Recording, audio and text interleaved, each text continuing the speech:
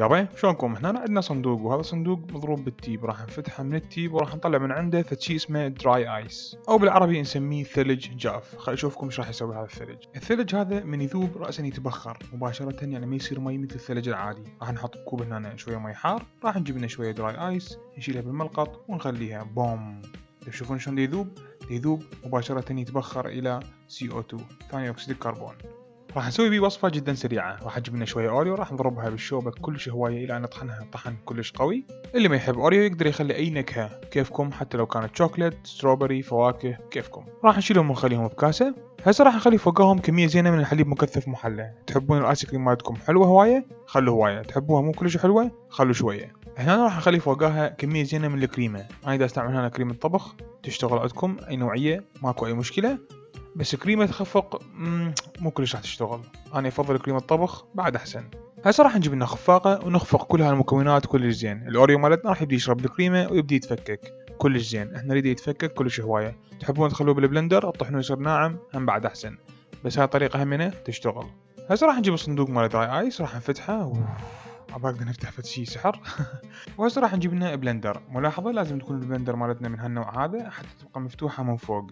إذا كانت مغلقة تماما راح يسوي لكم مشاكل. راح نشيلها ونخلي بيها كمية زينة من الدراي ايس، تقريبا راح نخلي 4-5 خواشيق كبيرة. هسه راح نجيب الغطا مال البلندر. ملاحظة كلش مهمة، لازم نفتح هاي الفوق يصير عندنا تهوية أو تنفيس، لأن ميذوب عندنا يصير ضغط كلش عالي ولا سامح الله بوم. هسه راح نسوي بولس ونطحن هذا الدراي ايس، نحوله ونسويه مثل الثلج او مثل التراب كلش ناعم. شويه تجربوا بالكم بهاي المرحله وحاولوا تطحنوها شويه شويه. هسه راح نجيب لنا كاسه كبيره ونخلي بيها الدراي ايس مالتنا.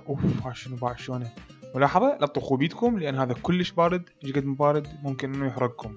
هسه راح نخلي الكاستين واحده بصف اللخ. راح نجيب لنا الخاشوقه مالتنا ونشيل شويه دراي ايس نخليها داخل الميكس مالتنا ونخبط نخبط نخبط نخبط نخبط كلش هوايه ويطلع عندنا دخان كلش هوايه.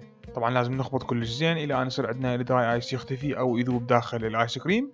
طبعا كل ما نسوي هالعمليه كل ما راح تدخن عندنا الايس كريم وينطينا قوام جدا ناعم حريري سموث. نبقى نضيف دراي ايس على دفعات ونبقى نخلط وياها كلش زين، كل ما اسرع كل ما افضل. نستمر بهاي العمليه الى ان يصير عندنا ايس كريم بهالثخن هذا. طبعا قوامها رهيب. طبعا لازم هسه نخليها ترتاح تقريبا 3-4 دقائق حتى التفاعل مال دراي ايس كله يختفي. راح نجيب صحن التقديم مالتنا نخلي بيه شويه دراي ايس ونبقى نحرك بيه شويه حتى يبرد عندنا ومذوب عندنا الايس كريم بسرعه.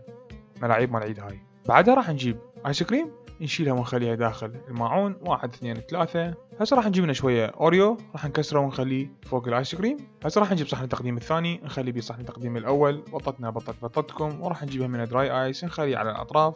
وهسه اثناء التقديم راح نصب شويه مي دافيه على الاطراف. فوالا هاي الايس كريم مالتنا صارت جاهزه، بما اني اخذ لها صوره انزل لكم اياها قبل الفيديو. بسم الله صار وقت هسه نجربها. راح ناخذ من عندها شويه. يا جماعه قوامها كلش ناعم وكريمي وبيها هيش مثل الفز مثل شويه غازات لان بيها CO2. يا جماعه رهيبه. واللي راح يجي يقول لي هاي بيها CO2 شلون نقدر نشربها؟ حبيبي بيبسي كوكولا 7 كلهم هذول بيهم CO2 نشربهم احنا يوميا. شكرا للمتابعه، ان شاء الله حبيتوا هالوصفه. في مان الله.